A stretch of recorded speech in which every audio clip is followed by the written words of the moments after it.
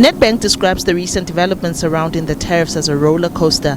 The situation is further complicated by the potential loss of the African Growth and Opportunities Act, AGOA, which allowed sub-Saharan African countries to trade in the US without tariffs. The implications for businesses in this sector are concerning.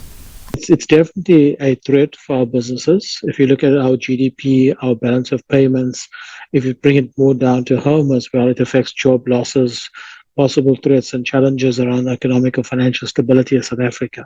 While some critical minerals such as platinum group metals, gold and chrome are exempt from tariffs, other industries will not be spared from potential fallout.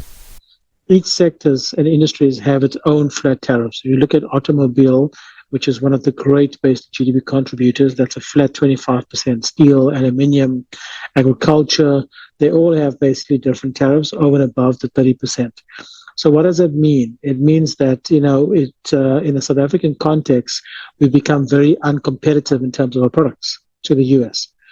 And if you look at something very similar, we also are import of note from the US, close to or just under basically $6 billion.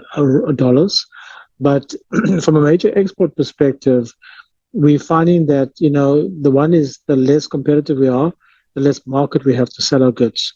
Calls are growing louder for South Africa to diversify its markets. President Cyril Ramaphosa has urged local companies to accelerate their diversification efforts.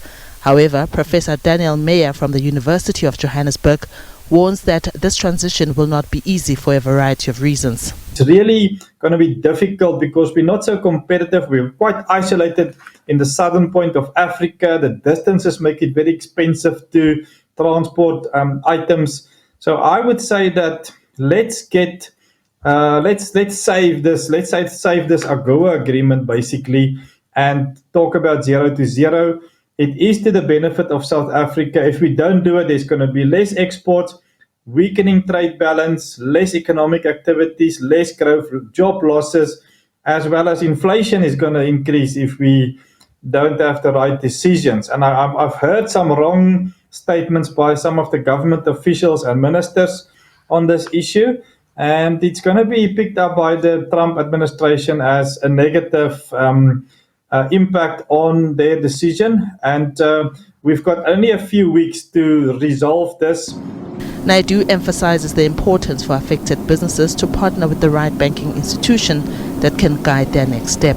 Hopefully with the right banking partners, you get to a point where you don't just become a traditional banker, as we would call it, but rather a trusted advisor in the business to understand industries, commodities, heuristics, everything that affects total landed or exported costs, and what roles can banks play to become more a partner in the business rather than just a traditional bank. Diabosito, SABC News, Johannesburg.